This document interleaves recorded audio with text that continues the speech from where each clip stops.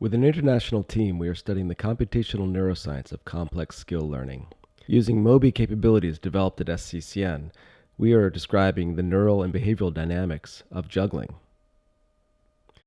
Researchers at SCCN received an NSF grant to work with international partners from Japan, expanding a paradigm developed by Scott and Hiroyuki.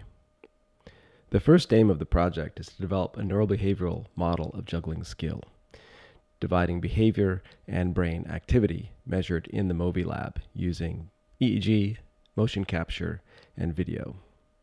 Here's an example of data collected in our initial pilot experiment.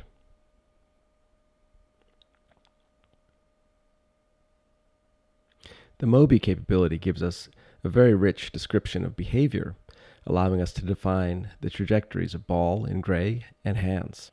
This enables us to describe the details of sequence timing that correlate with juggling skill and define brain dynamics, where we have found components corresponding to the major motor and perceptual events in the juggling cycle.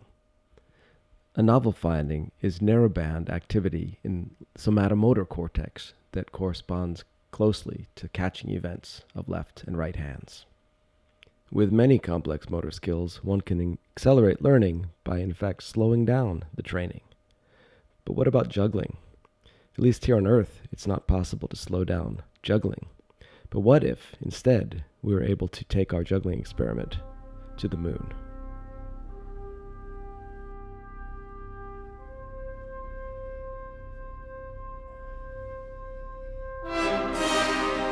Our colleagues in Japan have developed a device called Spider, which is a haptic 3D input device that can simulate the throwing and catching of balls.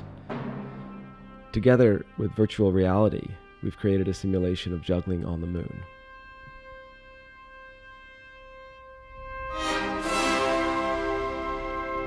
The simulated reduced gravity greatly slows down the trajectory of balls, making it easier to learn.